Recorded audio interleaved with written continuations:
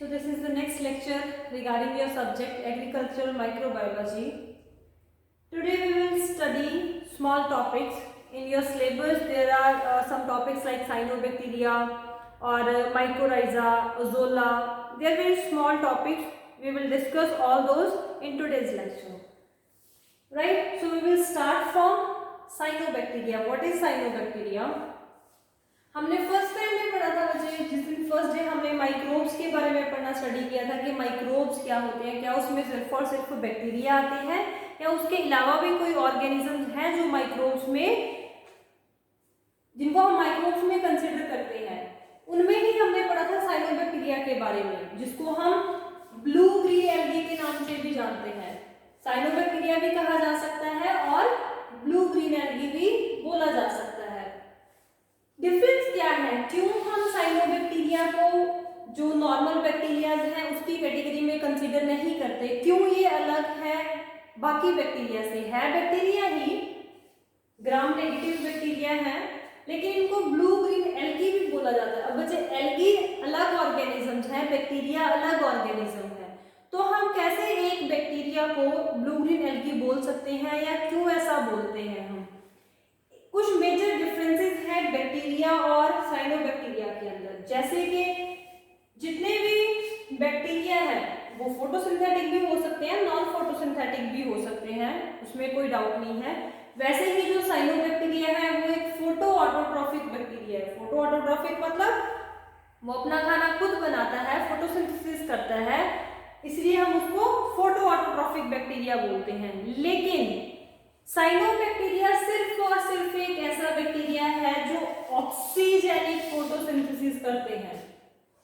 Bacteria के अंदर photosynthesis होती है लेकिन वो ऑक्सीजेनिक नहीं होती, मतलब जो अल्टीमेट इलेक्ट्रॉन एक्सेप्टर है इलेक्ट्रॉन ट्रांसपोर्ट चेन के अंदर वो ऑक्सीजन नहीं होता, वो सिर्फ प्लांट्स के अंदर ऑक्सीजन है। बैक्टीरिया के अंदर फोटोसिंथेसिस होती है लेकिन अल्टीमेट इलेक्ट्रॉन एक्सेप्टर कोई अदर इनऑर्गेनिक या फिर कोई ऑर्गेनिक कंपाउंड होता है, ऑक्सीजन नहीं होती। लेकिन साइनोबैक्टीरिया एक ऐसा बैक्टीरिया है जिसके अंदर ऑक्सीजेनिक फोटोसिंथेसिस होती है, अल्टीमेट जो इलेक्ट्रॉन एक्सेप्टर है वो ऑक्सीजन रहता है इसके अंदर। और जो फोटोसिंथेसिस होती है या इसे ऑक्सीजेनिक फोटोसिंथेसिस बैक्टीरिया में हम बोलते हैं कि हो रही है, उसकी वजह क्या है? क्लोरोफिल ए का प्रेजेंट होना। नॉर्मली देखो, अगर फोटोसिंथेसिस होने तो उसके लिए क्लोरोफिल पिगमेंट का प्रेजेंट होना बहुत जरूरी है। जो अदर फोटोसिंथेटिक बैक्टीरिया है उनमें भी क्लोरोफिल प्रेजेंट होती है, लेकिन वो बैक्टीरियल क्लोरोफिल है। जो क्लोरोफिल ए है वो प्लांट की क्लोरोफिल है, या एल्गी में जो क्लोरोफिल प्रेजेंट होती है वही सेम क्लोरोफिल इस साइनोबैक्टीरिया के अंदर प्रेजेंट होती है।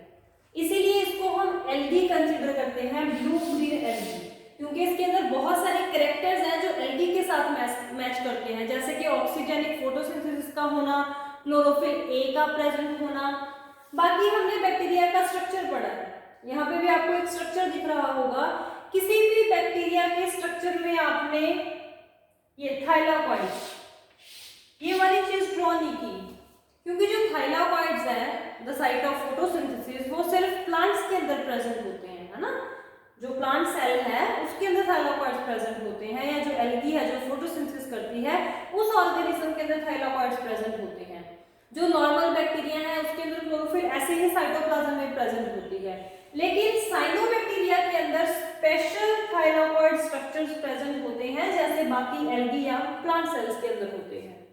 ठीक है, तो ये कुछ डिफरेंसेस हैं जो इस बैक्टीरिया को अदर बैक्टीरिया से अलग करते हैं, या इस बैक्टीरिया को हम साइनोबैक्टीरिया या ब्लू ग्रीन एल्गी बोलते हैं।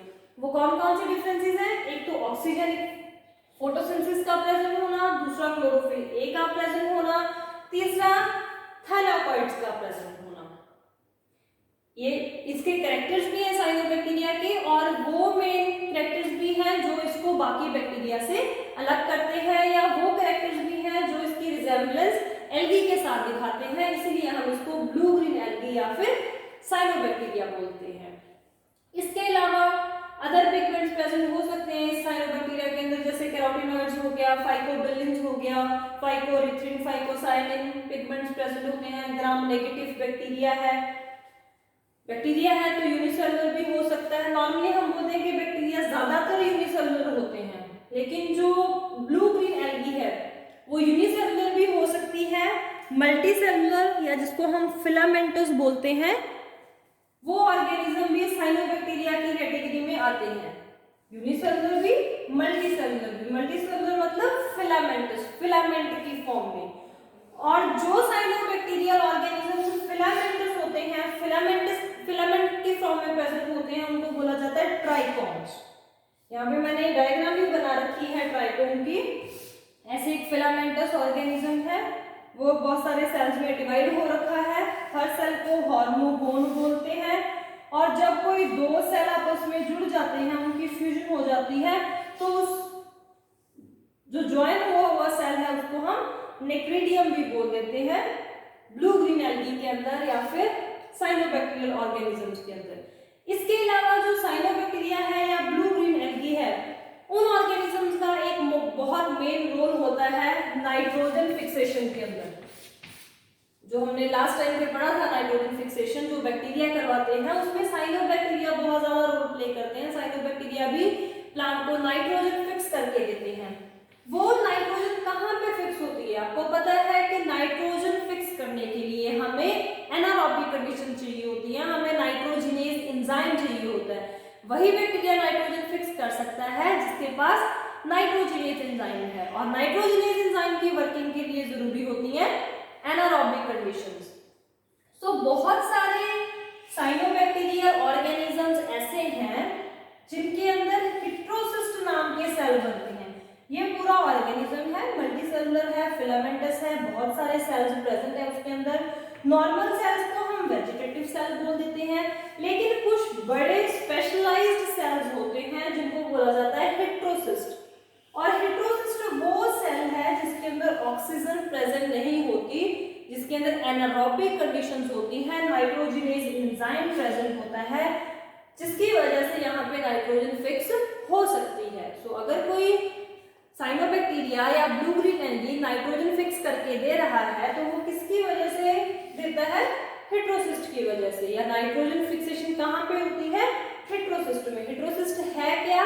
स्पेशलाइज्ड लार्ज वेजिटेटिव सेल है। जैसे नॉर्मल सेल्स होते हैं उसका स्ट्रक्चर थोड़ा इंक्रीज हो जाता है, सेल वॉल थोड़ी हार्ड हो जाती है, उस सेल को हम बोलते हैं हेटेरोसिस्ट। होता नॉर्मल जो ऑर्गेनिज्म है उसका ही सेल। इसके अंदर एनारोबिक कंडीशंस होती हैं और नाइट्रोजिनेज एंजाइम प्रेजेंट रहता है। ये कुछ कैरेक्टर्स हैं साइनोबैक्टीरिया को लेके, या वो कैरेक्टर्स जो इनको डिफरेंशिएट करते हैं फ्रॉम द अदर बैक्टीरिया, या वो कैरेक्टर्स जो ये बताते हैं कि इसको हम एल्गी क्यों कंसीडर कर रहे हैं। ठीक है जी। सो जो ट्राइकोन्स है, जो फिलामेंटस ब्लू ग्रीन एल्गी है, वो दो तरीके की हो सकती है, होमोसिस्टस भी, हेटेरोसिस्टस भी। इसका क्या मतलब है? अगर तो बच्चे सारे ही सेल एक जैसे प्रेजेंट हैं, कोई बड़ा छोटा सेल प्रेजेंट नहीं है, तब हम उस ट्राइकोन को बोल देते हैं होमोसिस्टस। होमो मतलब सिमिलर, एक जैसे ही सेल्स। अगर ट्राइकोन्स में एक से अलग दो या तीन तरह के सेल्स प्रेजेंट है, उसको हम बोल देते हैं हेटेरोसिस्टस। जैसे कि यहाँ पे इसके अंदर हेटेरोसिस्ट प्रेजेंट है, बाकी सारे सेल अलग तरह के हैं, ये दो सेल अलग तरह के हैं। सो हेटेरो मतलब डिफरेंट। ट्राइकोन्स होमोसिस्टस भी हो सकते हैं, ट्राइकोन्स हेटेरोसिस्टस भी हो सकते हैं। सारे ट्राइकोन के अंदर एक तरह के सेल भी प्रेजेंट हो सकते हैं और डिफरेंट तरह के सेल भी प्रेजेंट हो सकते हैं। अगर हम कुछ एग्जांपल्स देखें साइनोबैक्टीरियल ऑर्गेनिजम्स की, तो उसके अंदर आता है जैसे ऑसिलिटेरिया, ये होमोसिस्टस ट्राइकोन है। नॉस्टॉक जिसके अंदर हेटेरोसिस्ट प्रेजेंट होते हैं।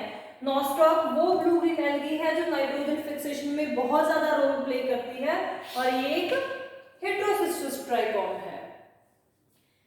ये आप स्ट्रक्चर देख सकते हो, किसी भी साइनोबैक्टीरिया का या किसी भी ब्लू ग्रीन एल्गी का ऐसा ही सेल स्ट्रक्चर होता है। नॉर्मल बैक्टीरियल सेल स्ट्रक्चर से थोड़ा सा डिफरेंस। जो बैक्टीरियल सेल में चीजें प्रेजेंट थी वो इसमें भी होंगी, जैसे कि DNA, 7ds ribosomes, gas vacuoles, outer sheath.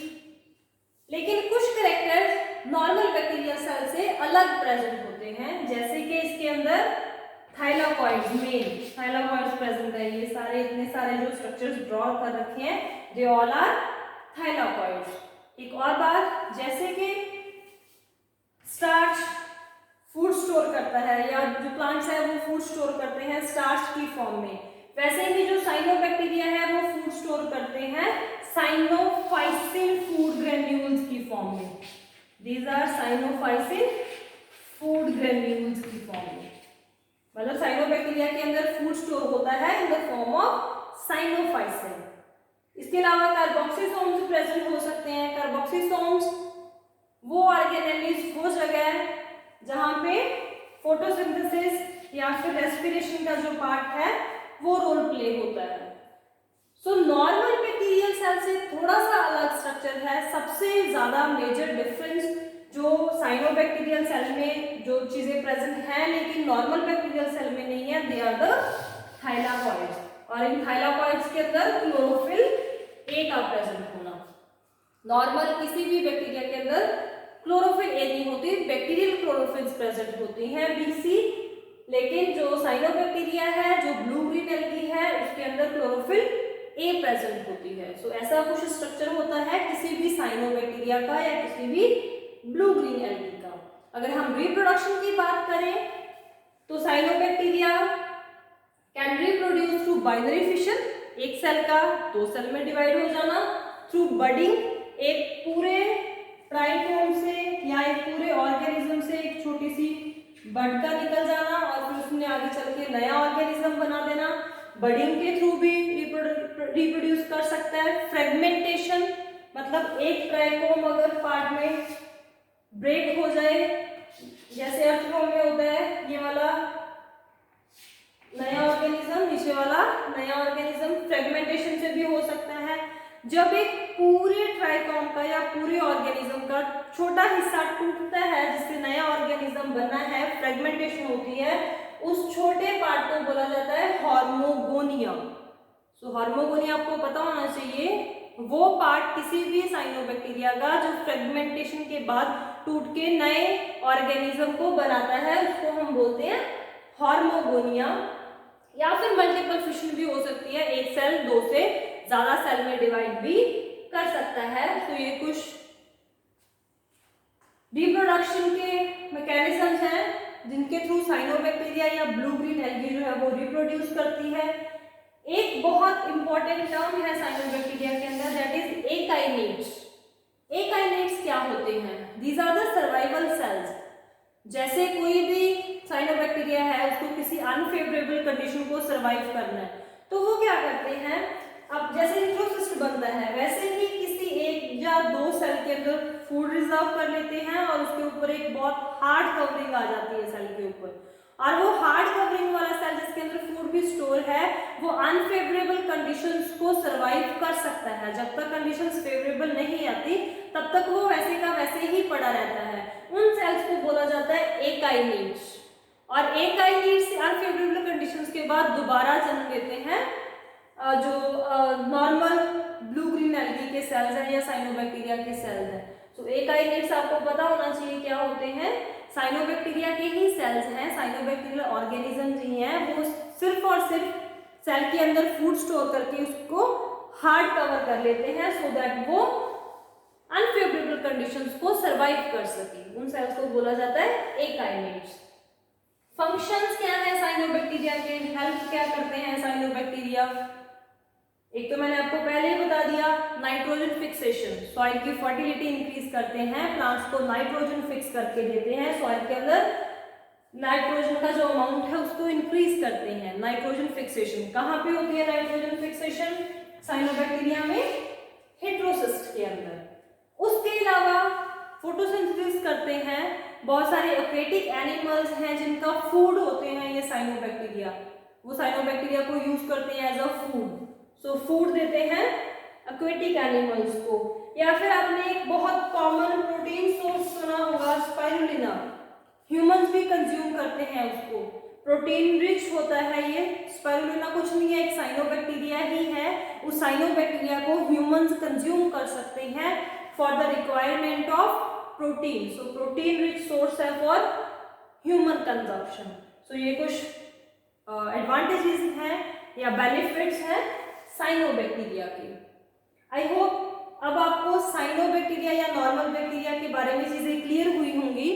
जो साइनोबैक्टीरिया है आते वो बैक्टीरिया की कैटेगरी में ही है, लेकिन वो बाकी बैक्टीरिया जैसे नहीं है, वो रिजेंबल करते हैं एल्गी के साथ, इसीलिए उनको ब्लू ग्रीन एल्गी बोला जाता है। रिजेंबलेंस का कारण क्या है? एक ऑक्सीजनिक फोटोसिंथेसिस, एक क्लोरोफिल ए का प्रेजेंट होना, एक इसके अंदर थाइलाकॉइड्स का प्रेजेंट होना। बाकी इसके अपने कैरेक्टर्स हैं जैसे नॉर्मल बैक्टीरिया के अंदर होते हैं। हेटेरोसिस्ट बहुत इंपॉर्टेंट चीज है जो ब्लू ग्रीन एल्गी के अंदर प्रेजेंट होती है, जिसमें नाइट्रोजन फिक्स होता है। And akinetes is another important part कि एकाइनेट्स क्या होते हैं। एकाइनेट्स वो सेल्स हैं जो फेवरेबल कंडीशंस को सरवाइव करने में हेल्प करते हैं साइनोबैक्टीरियल ऑर्गेनिजम्स की। ठीक है जी, इतना इनफ है आपको साइनोबैक्टीरिया के बारे में पढ़ना कि आइडिया पता होना चाहिए कि साइनोबैक्टीरिया क्या होते हैं। इसके बाद जो अदर ऑर्गेनिजम्स हैं जैसे कि अजोला या फिर माइकोराइजा।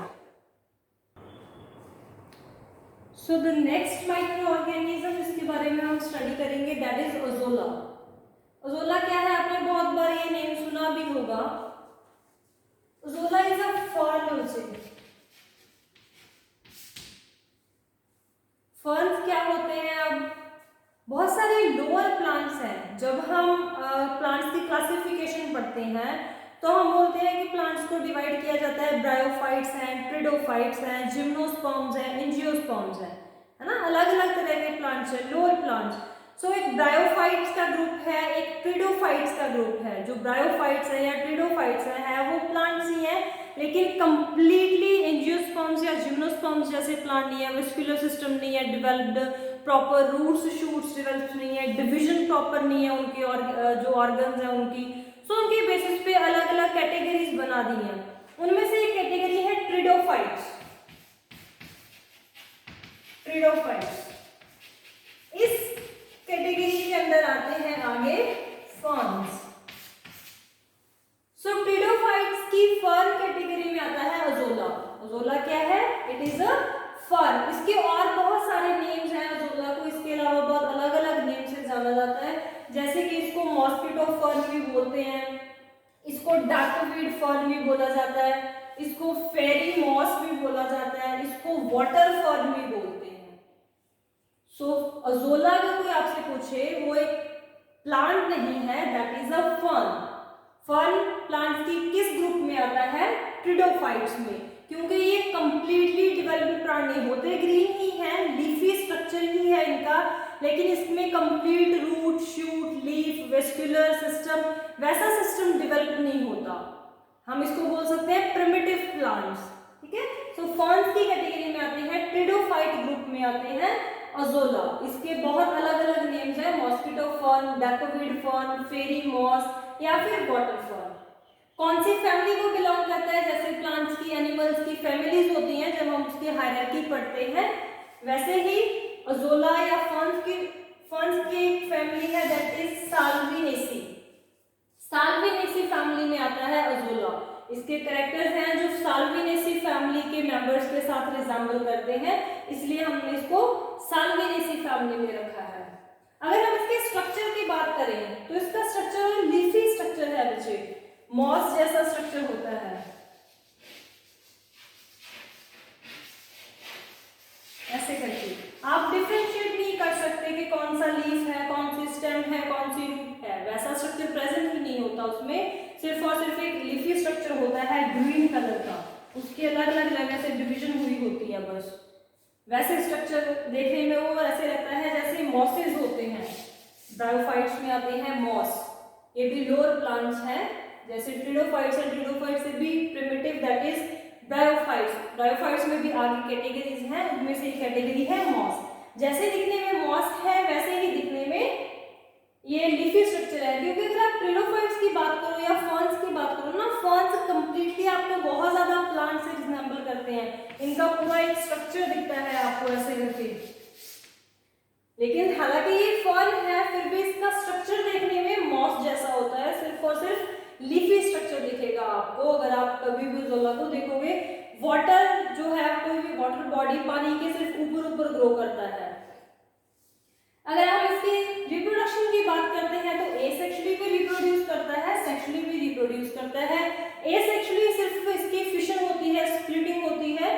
ये फॉर एग्जांपल अगर ये यहाँ से टूट गया तो ये नया प्लांट, ये वाला नया प्लांट। सो स्प्लिटिंग से इसकी एसेक्सुअल रिप्रोडक्शन होती है सिंपली। ये सेक्सुअली भी रिप्रोड्यूस कर सकता है, इसके अंदर स्पोर्स भी बनते हैं, स्पोर फॉर्मेशन होती है। फर्न्स है, हर फर्न के अंदर स्पोर फॉर्मेशन होती है। मेल स्पोर्स जिसको माइक्रोस्पोर्स बोलते हैं एंड फीमेल स्पोर्स जिसको मेगास्पोर्स बोलते हैं। वैसे ही ये भी फर्न है तो इसके अंदर भी सेक्सुअली जो रिप्रोडक्शन होती है वो स्पोर्स के थ्रू होती है, स्पोर फॉर्मेशन, जिसके अंदर माइक्रोस्पोर्स बनते हैं जिनको हम मेल स्पोर्स बोलते हैं, या फिर जिनके अंदर मेगास्पोर्स बनते हैं जिनको हम फीमेल स्पोर्स बोलते हैं। जो अजोला है उसका फायदा क्या है, या जो फर्न है इसको हम यूज कैसे करते हैं। एक तो बच्चे आजकल लाइफ स्टॉक फीड के लिए इसको बहुत यूज किया जाता है। फार्मर्स इसको ग्रो करवाते हैं, बाद में अपने लाइफ स्टॉक को फीड करने के लिए, चारा देने के लिए अजोला को यूज करते हैं, क्योंकि बहुत ज्यादा रिच होता है, बहुत ज्यादा न्यूट्रिशियस होता है। जो डेयरी कैटल वगैरह या पिग है या काउ फेलोज हैं उनकी मिल्क प्रोडक्शन को बहुत ज्यादा इंक्रीज करता है। हाईली न्यूट्रिशियस फर्न है, इसलिए जो फार्मर्स हैं वो इसको as a livestock feed use करते हैं। इसके अलावा जो माइक्रोब्स का बहुत इंपॉर्टेंट टर्म है that is nitrogen fixation. Nitrogen fixation भी करता है अजोला। राइस फील्ड के अंदर फार्मर्स इसको नॉर्मली यूज करते हैं। दो काम कर, जैसे नॉर्मली राइस ग्रो कर रहा है, पैडी ग्रो कर रही है, उस फील्ड में पानी तो ऑलवेज रहता ही है, वहां पे वो अजोला ग्रो करवा देते हैं। वाटर बहुत जरूरी है, इसलिए इसको वाटर फर्न भी बोला जाता है। पानी के बिना ये ग्रो नहीं करेगा, पानी के ऊपर सरफेस पे ही ग्रो करता है।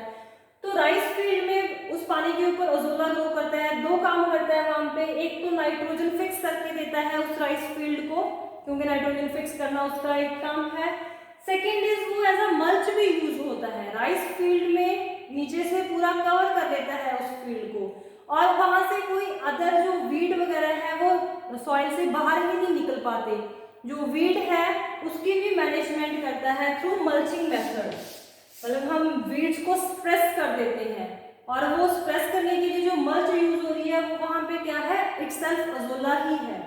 इसके अलावा हम इसको एज अ बायो फर्टिलाइजर भी यूज कर सकते हैं। ऑफ कोर्स अगर ये नाइट्रोजन फिक्स कर रहा है तो ये जिस भी फील्ड में ग्रो करेगा उस सॉइल का जो न्यूट्रिएंट लेवल है उसको इंक्रीज कर रहा है। और बायो फर्टिलाइजर्स भी तो यही होते हैं ना, कि कोई फर्टिलाइजर जो किसी बायो ओरिजिन का हो, किसी लिविंग ओरिजिन का हो, सो हम इसको एज अ बायो फर्टिलाइजर भी यूज कर सकते हैं। सो ये था थोड़ा सा आइडिया अजोला के बारे में। आपके सिलेबस में एक टॉपिक लिख रखा है उन्होंने अजोला, तो आपको पता होना चाहिए ये क्या चीज है। Azolla is a fern. अगर हम इसको सिस्टमेटिकली देखें तो ये ट्रिडोफाइट्स की कैटेगरी में आता है, फर्न है, लेकिन स्ट्रक्चर फर्न्स जैसा नहीं होता। स्ट्रक्चर होता है इसका मॉस जैसा, सिर्फ और सिर्फ लीफी स्ट्रक्चर है। बहुत सारे इसके अदर नेम्स भी हैं। सेक्सुअली भी रिप्रोड्यूस कर सकता है थ्रू स्प्लिटिंग, एसेक्सुअली भी रिप्रोड्यूस कर सकता है थ्रू स्प्लिटिंग, और सेक्सुअल रिप्रोडक्शन होती है बाय स्पोर्स।